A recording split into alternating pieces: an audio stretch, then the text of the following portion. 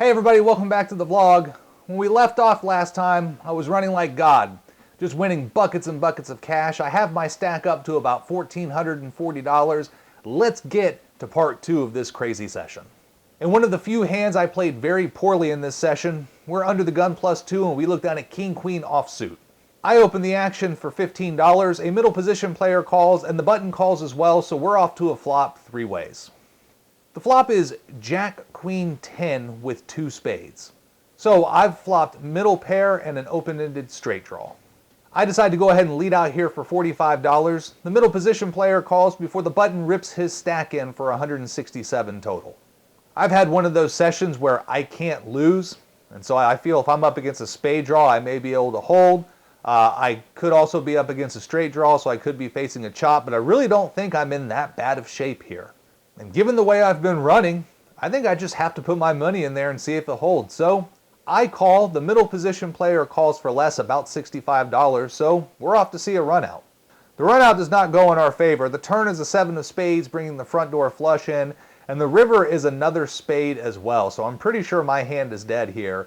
Me and the button have to show our hands first for the side pot. I table my hand, and he flips over pocket aces, which just seems insane because I didn't face a re-raise pre-flop, so I never put him on aces, so kudos to you, sir, nice hand. The middle position player tables his hand and he has ace-king offsuit with the ace of spades for the nut flush. So I had no idea just how much trouble I was in and that spades were going to be such a problem, but it's only like the second hand I've lost this entire session, so it's fine. The stack takes a hit down to about $1,265, but we'll get it back. We're in under the gun, and this time it's our turn with ace-king offsuit.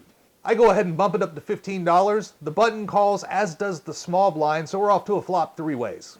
The flop is 5-Jack-10 with 2 spades. I put out a c-bet for $45. The button calls and the small blind calls for less, so she's all in, we're off to see a turn. The turn is a 5 of diamonds. Not a terrible card, but not a great card. I check my action over, and the button appears to be compiling a bet somewhere around $50 or $75, and he's really taking his time with it. And he looks at me, and I kind of have to clarify to him that I checked, and he's very surprised by that, and he immediately checks behind, so we're off to see the river. The river is an interesting card. It's the queen of spades, so I get there with my straight, but the front door flush also gets there as well. I can't be too worried about the spades, though, so I go ahead and lead out here for $80. The button announces that he doesn't think his 2 pair is good. He also exclaims that he thinks I wanted him to bet the turn for some reason. He mulls it over, but he ends up mucking his hand. I table my hand, and for whatever reason, the small blind shows me the 2 of clubs. Not sure what that was supposed to be about, but she mucks her hand. We're finally back on the winning side, scooping a pot back in our direction. There is a button straddle to $5, and we look down in the small blind at ace-king offsuit. I bump it up to $16. The under the gun player, who had been very splashy, makes the call. And the button calls as well, so we're off to a flop 3 ways. The flop is king-10-6 with 2 spades, so I've flopped top-top, and I also have a backdoor flush draw. I go ahead and lead out for $60, trying to make it look a little bit bluffy. I don't think I've mastered that move yet. I think it's still too big of a bet because they both end up folding very quickly, but that's all right. We'll scoop a small pot in our direction.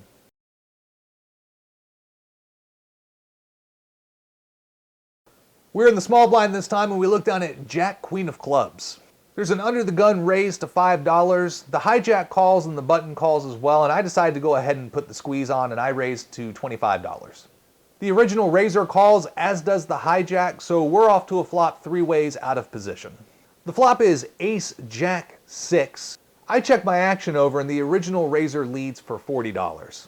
The button calls, and for $40, I don't think I can afford to fold here, so I go ahead and make the call as well. We're off to see a turn.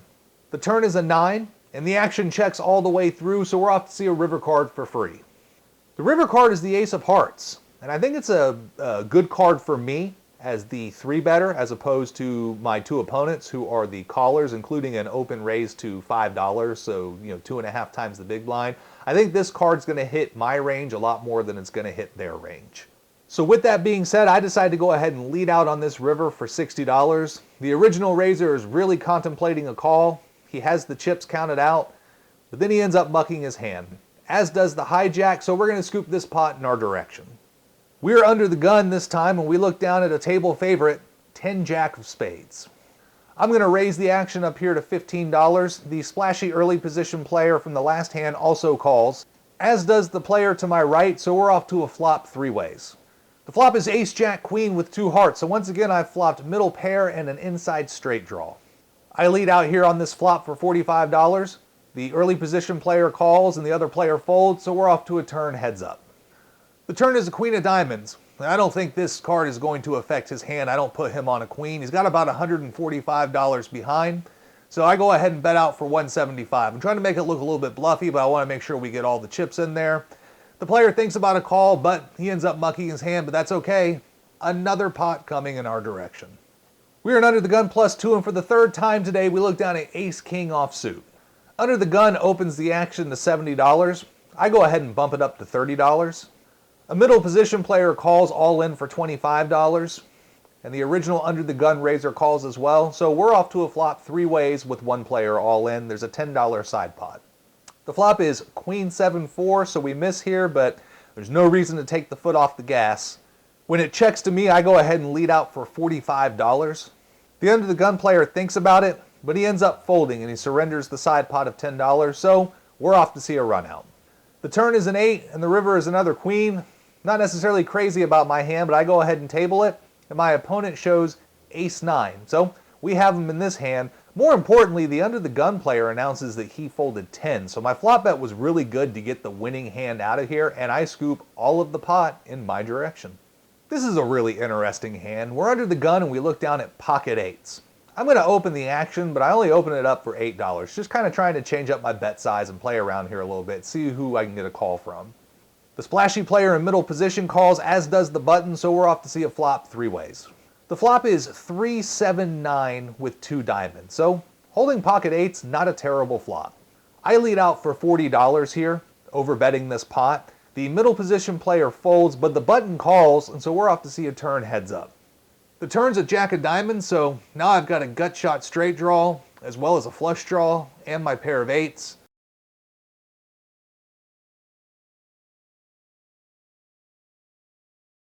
I check my action over, and the button checks behind, so we're going to go to a river for free. The river is a pretty safe card. It's the 5 of spades. I have some showdown value, but I don't think I'm going to win this hand necessarily by checking. So I decide to lead the river for $60. My opponent is thinking, and this is a guy that I've bet out of pots a couple times, including that last hand when I got him to fold pocket tens against my ace king. So I know that he's steaming a little bit, and he may be deciding to call me off light. He thinks about it a little bit more, and then he assembles chips, and he makes the call. I table my hand, and he kind of reluctantly flips over ace-7, so he was in fact calling me off really, really light. But guys, say it with me, it's another pot being scooped in our direction. We're in the cutoff now. We look down at 10-8 offsuit. There's a limper before I bump the action up to $10. I get two callers, and so we're off to see a flop three ways. The flop is king 10-6. The big blind leads for $10, and with the way I'm running, I don't think I can go anywhere, so I go ahead and I make the call. The other player folds, and so we're off to see a turn heads up. The turn is a 5, so it doesn't change much. Once again, the big blind leads for $10, and I consider raising here, but I want to go ahead and see another card at a fairly affordable price, so I go ahead and I just make the call, and we're off to see a river card. The river is a pretty good one. It's an 8, giving us two pair. I guess I do have to worry about 7-9, but I don't see that as being in his range.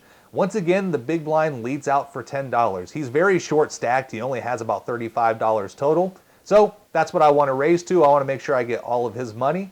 And he obliges and he calls. I show my hand and he shows 10-9. So I was in a little bit of trouble on the flop. I was pretty safe on the turn, but I hit that miracle river. And once again, another pot that will head in our direction. In the final hand of the night, there is another button straddle of $5, and we're in the small blind, and we look down at queen 8 suited. I called the straddle, as do two other players, so we are off to see a flop three ways. Flop's pretty good. It's 10 jack 4 with two clubs, so I've flopped an inside straight draw and a flush draw in this hand.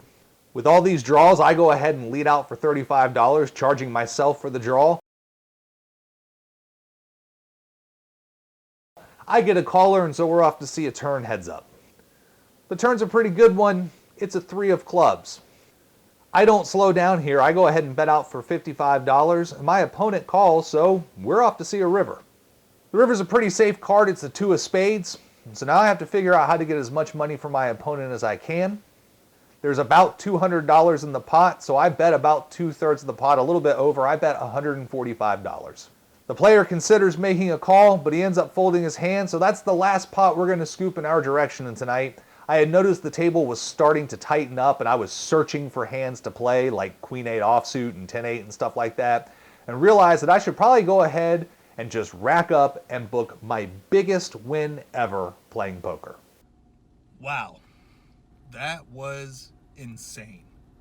I don't know what it's like to be a god, but I have to assume it probably feels a lot like that. I have never run that good before in all of my years of playing poker. The craziest part is I thought about leaving after I was up like $300, but it was, 4:30 and I didn't want to drive back to town through the rush hour traffic, so I thought I'd stick around and see what happens, and I've never run that well. I really only think there's one spot where I got my money in really bad, and that was with the Queen-8 hand. I thought I had so many outs, but it turns out I was practically drawing dead. With the 2-pair hand, it was so obvious that one of them was on a flush draw, and seeing that diamond on the turn killed me, but boating up on the river felt so good. And it was pretty obvious that the woman was on the flush draw because she was really disappointed when I flipped over the boat. Just an incredible night of cards. I didn't plan on being here until almost 9 o'clock, but we played for 5 hours and 45 minutes. We were into the game for $250. We cashed out for $1,750, so $1,500 of profit. And that is by far my biggest win during the vlog, before the vlog, with high hand bonuses included. That was just insane. It was so much fun, and I cannot wait to get home and start putting this vlog together for you guys. If you enjoyed this content, please hit the like and subscribe button. It will help the algorithm distribute this content to other people who may also enjoy it. And we'll see you next time. If you enjoyed this video, please make sure to drop a like and subscribe to the channel for more poker content. And you can follow me on Instagram at 7cardflushpoker.